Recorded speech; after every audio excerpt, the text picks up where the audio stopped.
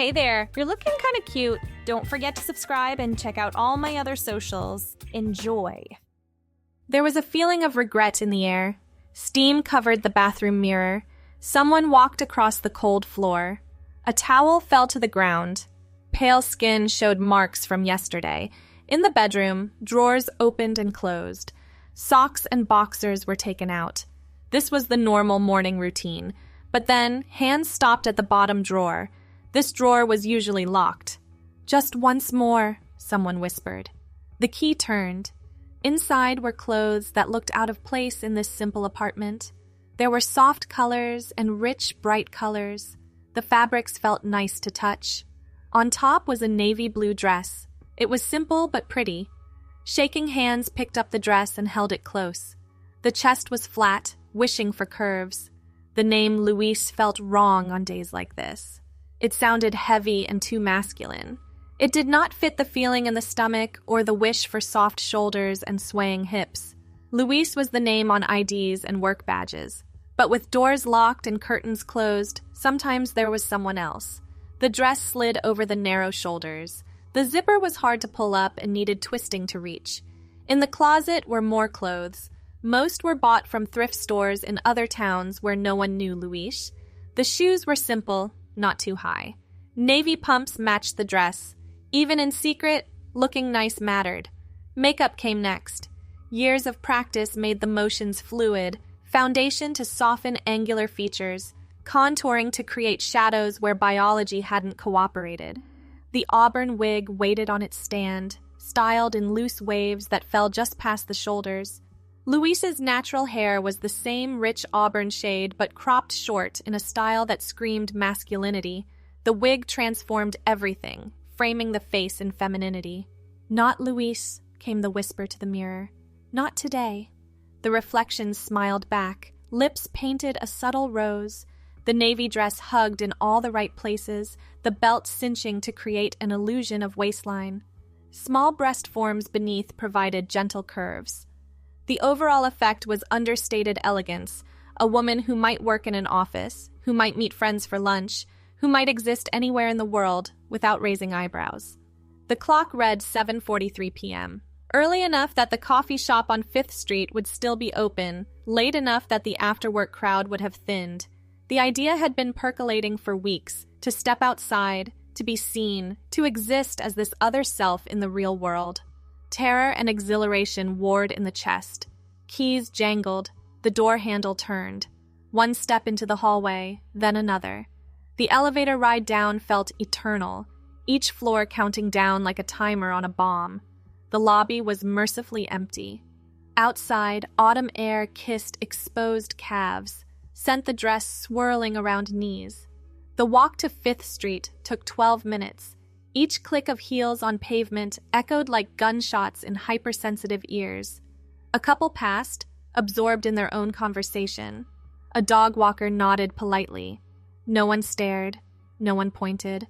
The world continued spinning. The coffee shop glowed warm through glass windows. Inside, the familiar scent of espresso and baked goods provided comfort. The barista, a young woman with purple streaks in her hair, smiled. "What can I get you?" The voice that emerged was soft, pitched higher than Louise's usual register. "Medium latte, please, for here." "Coming right up." Money exchanged hands. The barista's eyes held nothing but professional friendliness. No suspicion, no judgment, just another customer on another evening. The relief was dizzying. A corner table beckoned, partially hidden by a potted fern. The latte arrived in a white ceramic mug. Foam art swirled on top. Fingers wrapped around the warmth, savoring both the drink and the moment. This was real. This was happening. "Excuse me." The voice came from the next table.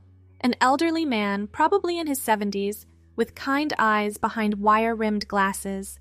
His gray cardigan had seen better days, but his smile was genuine. "I hope you don't mind me saying, but that color brings out your eyes beautifully." The world tilted. Words stuck in the throat like cotton. This was it. Discovery, humiliation, the end of everything. But the man's expression held only gentle appreciation. the way someone might compliment a sunset or a well-tended garden. Thank you. The words emerged barely above a whisper. My late wife had a dress almost exactly that shade. She always said navy was underappreciated.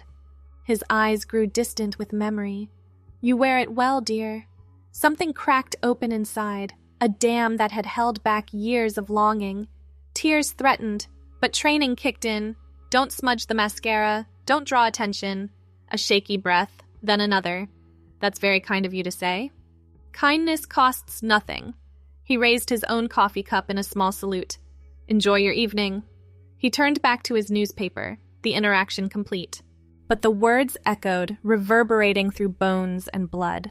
That color brings out your eyes beautifully. Not, you look like a man in a dress. Not, what are you trying to pull? Just a simple compliment, human to human, the kind exchanged millions of times daily between people who see each other as they wish to be seen. The latte grew cold, forgotten. Inside, tectonic plates shifted. Luis was a name, a construct, a shell worn for protection. But sitting here in navy blue, seen and acknowledged, something else emerged. Someone else. Jiselle. The name rose unbidden, tasting like freedom on the tongue. It had always been there, lurking beneath the surface, waiting for permission to exist. Jiselle who wore navy dresses, Jiselle who drank lattes in coffee shops, Jiselle who received compliments from kind strangers and felt worthy of them. The walk home passed in a blur of revelation. The apartment door closed with finality, shutting out a world that suddenly seemed full of possibility rather than threat. The mirror reflected truth now, not a man in women's clothing, but a woman discovering herself one moment at a time. Sleep didn't come that night. Instead, research filled the hours. Hormone therapy, voice training, legal name changes, support groups. The computer screen glowed with information that had always existed but never seemed real before. Now it was a roadmap, a guide to becoming. Morning arrived with decisions crystallized. The navy dress hung in the closet, no longer hidden in a drawer, but displayed with pride. It would stay there always, a talisman, a reminder of the moment everything changed. One elderly man's simple kindness had cracked open a shell that had grown too small, too confining. The phone rang at 9 a.m. sharp. Thompson Medical Center, how may I direct your call? I'd like to make an appointment with Dr. Martinez. I've heard she specializes in transgender care. The word felt strange, powerful, true. The receptionist's voice held no judgment, only professional efficiency. Of course, Dr. Martinez has an opening next Thursday at 2 p.m. May I have your name? A pause. Luis was the legal name, the one on insurance cards. But that would change. Jiselle? Jiselle Thompson. Thank you, Ms. Thompson. We'll see you Thursday. Ms. Thompson. The title sent shivers down the spine. Real, valid, acknowledged. The days until Thursday crawled and flew simultaneously. Work continued. Luis still existed in that sphere, playing a role that grew more uncomfortable with each passing hour. But evenings belonged to Jiselle. The coffee shop became a regular haunt, always in feminine presentation, always authentic. The barista learned her name, her usual order. Other regulars nodded in recognition. The elderly man appeared twice more, each time offering a smile and a kind word. His name was Robert, she learned, and he came here to escape an empty house that echoed with memories of his Martha. She would have liked you, he said one evening, apropos of nothing. She believed in living truthfully.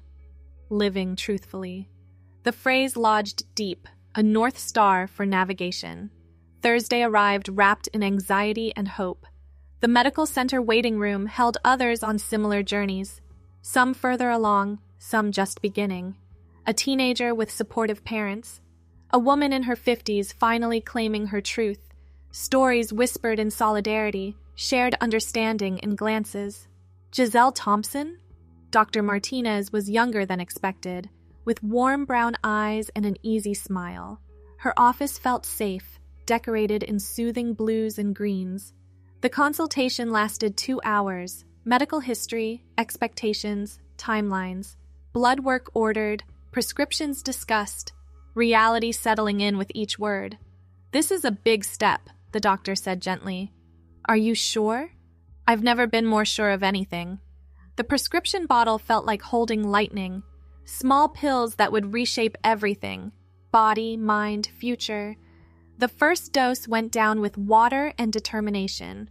Changes would be slow, the doctor had warned, months before anything visible.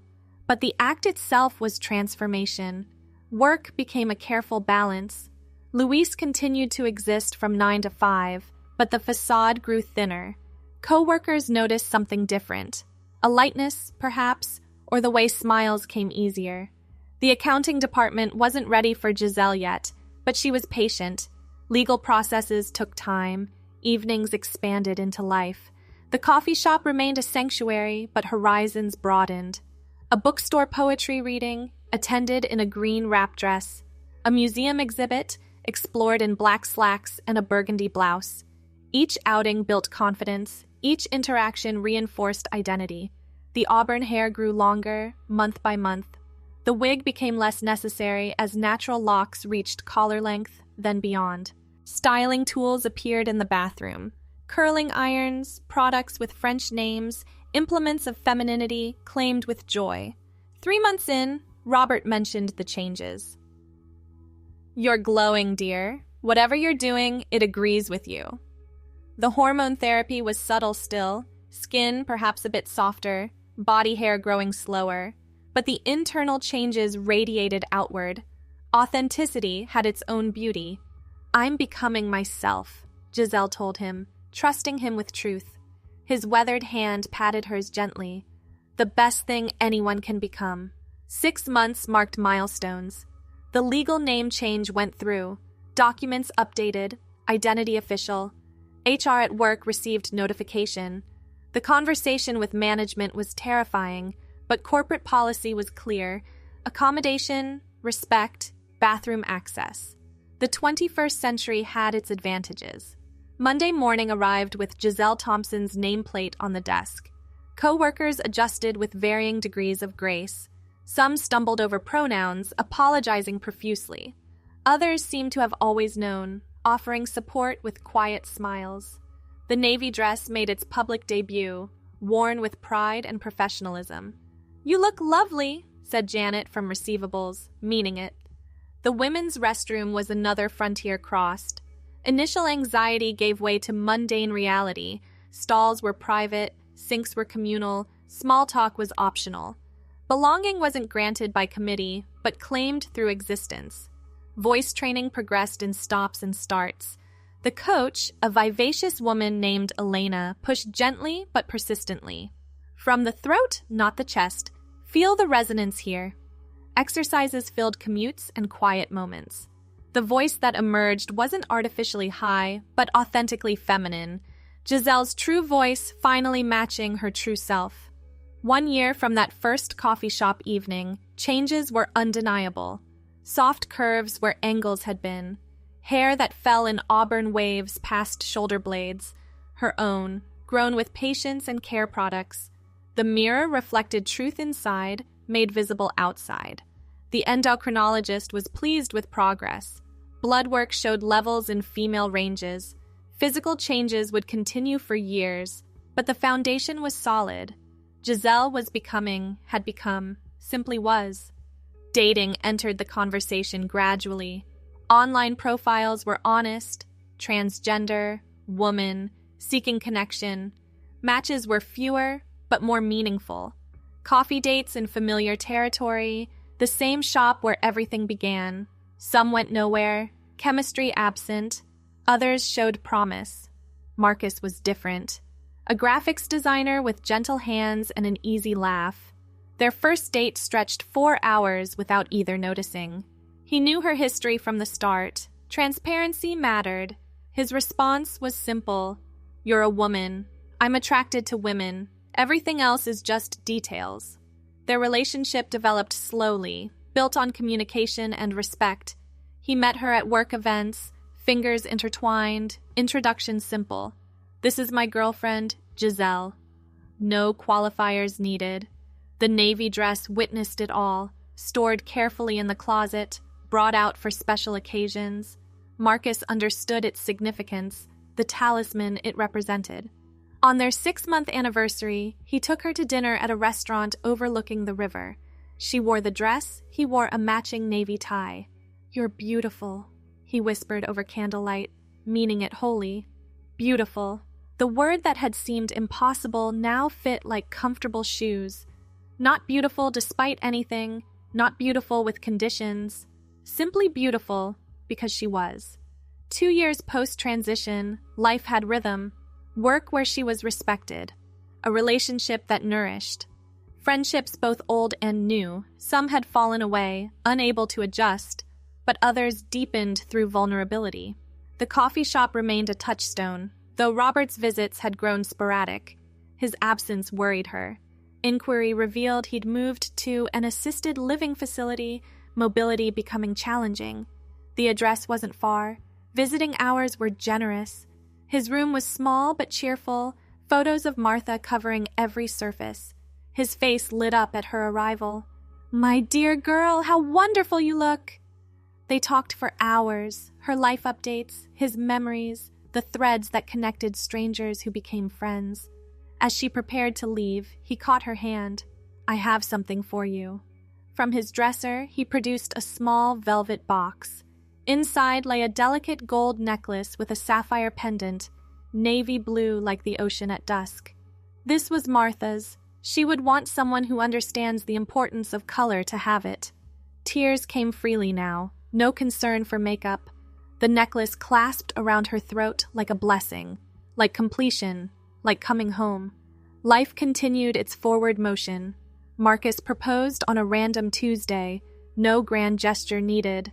The ring was simple, the answer simpler.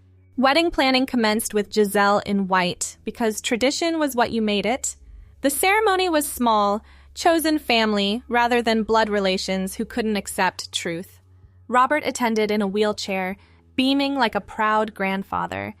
The navy dress hung in the bridal suite, witness to the journey from hidden truth to celebrated reality. Vows were exchanged in voices that knew themselves. Pronouns were correct, names were chosen, love was real. The photographer captured joy that needed no explanation, just 2 people committing to shared tomorrows. The honeymoon passed in Italian sunshine and gelato. Jiselle had never traveled as herself before.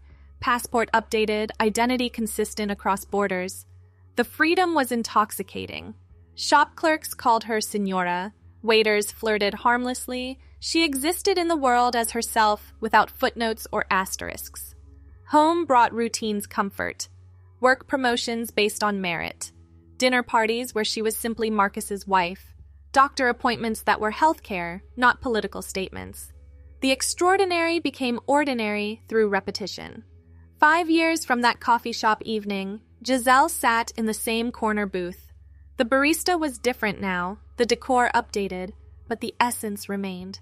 The navy dress had been retired, preserved carefully, but no longer worn. Other clothes filled the closet. A woman's wardrobe accumulated through years of living. Her reflection in the window showed truth achieved. Auburn hair grown long and healthy. Features softened by time and hormones into undeniable femininity. The wedding ring that marked belonging. Most importantly, eyes that held peace instead of conflict. 1 medium latte?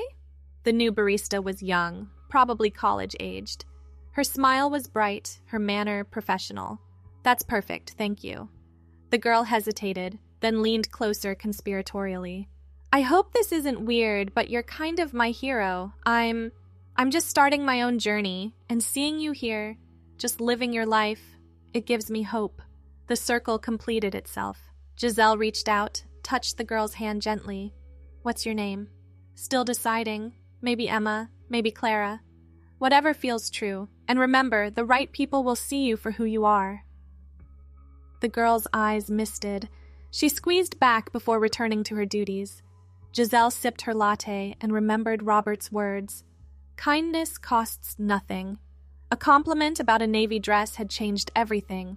Now she could pay it forward, one interaction at a time. Marcus arrived as the sun set, kissing her cheek in greeting. They had theater tickets, a new production downtown. She'd wear the green silk dress he loved. He'd complain good-naturedly about wearing a tie. Normal married couple things. Ready to go? Almost, just finishing my coffee. He sat beside her, fingers intertwining naturally.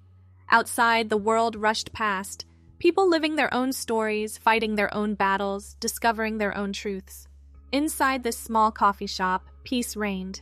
The navy dress waited at home, hung with honor in the closet. Sometimes Jiselle would touch it in passing, remembering the terrified person who'd first zipped it up. That person was gone now, not erased but evolved, transformed like butterflies were transformed, through patience and pain into something beautiful. Louise had been a chrysalis, necessary for protection, but always temporary. Jiselle was the truth that emerged when the shell finally cracked. The elderly man with kind eyes had seen her before she'd fully seen herself. That gift, recognition, acceptance, simple human decency, had made all the difference. "I love you," Marcus said quietly, apropos of nothing. "I love you too." Love was possible when you loved yourself first. Jiselle had learned that slowly, through hormones and therapy and legal documents and small daily victories. The woman in the mirror was real now, had always been real, just waiting for permission to exist. They left the coffee shop hand in hand, another couple in a city full of couples. Her heels clicked on pavement with confidence now. The green dress swished around knees that knew their gait. Auburn hair caught the light from store windows, natural and flowing. Life stretched ahead, anniversaries to celebrate, challenges to navigate, joys to discover. The journey from Louise to Jiselle was complete, but the journey of Jiselle herself had just begun. Every day brought new opportunities to live truthfully, to exist authentically, to be seen and see others in return. Thanks for watching. Don't forget to check out my other socials if you want more content, early access, behind the scenes, and more. All links down below.